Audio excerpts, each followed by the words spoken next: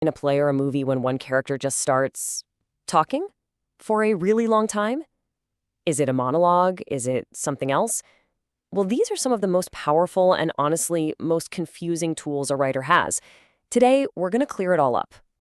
So, what is the difference? Monologue, soliloquy, aside, they sound similar, but they do completely different things. By the end of this, you'll be able to spot them like a pro. Let's break it down, starting with the big one. All right, first up, the monologue. This is kind of the umbrella term, the one we all know. And once you get this one down, the other two will make so much more sense. At its heart, a monologue is really just a long speech delivered by one person. That's it. Think of it like a big info dump. It's the playwright's way of getting important information out there, maybe explaining what happened before the play started, or laying out a big dramatic plan. And just so you know, all the info we're covering comes from this source material right here. As you can see, it lays out these terms very clearly, and we're starting right at the top with, you guessed it, monologue. So let's really nail down the specifics. You've got one speaker, and they're giving a pretty long speech. But here's the absolute key. Other characters on stage can hear it. This isn't a secret. The speaker is talking to them, trying to convince them of something, or just fill them in. Now, things get interesting, because the monologue has this really cool cousin called the dramatic monologue. This isn't just a speech, it's more like hearing one side of a very intense phone call, where a character is talking to a silent listener and, in the process, accidentally reveals their true, often kind of scary personality. And nobody, I mean nobody, was better at this than the poet Robert Browning. If you've ever read his poem, My Last Duchess, you know exactly what I'm talking about. You have this duke talking about a portrait of his former wife, and bit by bit, he reveals this incredibly dark and controlling nature. It's an amazing way to get inside a character's head. Okay, so if the monologue is an outward speech, the soliloquy is all about turning inward. This is where we get the juicy stuff, a character's private, unfiltered thoughts. This is what they're saying when they think no one is listening. For a speech to be a real soliloquy, two things have to be true. One, the character has to be completely alone on stage. And two, they're speaking their thoughts out loud.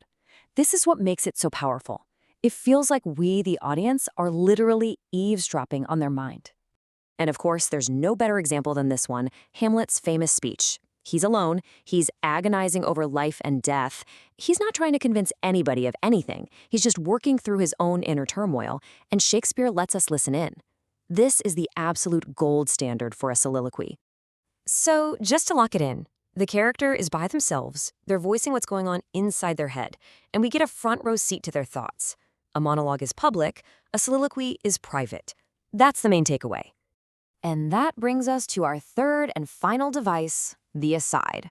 This one is the quickest, the sneakiest, and maybe the most fun. It's basically the theatrical version of whispering a secret behind someone's back. What makes an aside so special is that other characters are still on stage, but, and this is a fun little theater role, they pretend not to hear it. The actor will turn, maybe shield their mouth, and deliver a quick line directly to us, the audience. It completely breaks that fourth wall, and suddenly we're in on the secret. Yeah, so the key features here are that it's short, just a quick comment, and it's a direct line to the audience. It's a writer's perfect tool for revealing what a character really thinks, maybe a sarcastic jab or a secret plan. It creates this amazing dramatic irony because we know something the other characters don't. All right, we've broken down all three. Now for the moment of truth. Let's put them all side by side so you can see the differences crystal clear. This is where it all clicks into place.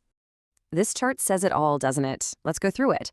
First, who's listening? With a monologue, everybody hears it, other characters, the audience. But with a soliloquy or an aside, it's for our ears only. Next, who else is on stage?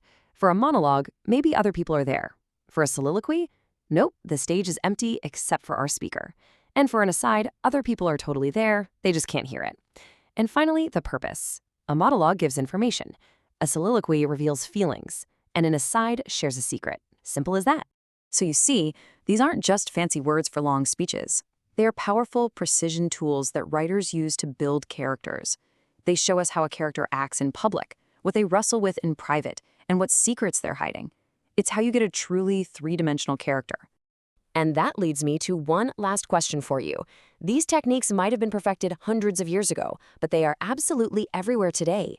Think of a character in a show breaking the fourth wall and talking right to you, or a villain giving that classic, "here's my evil plan" speech. Now that you know what you're looking for, where are you going to spot them?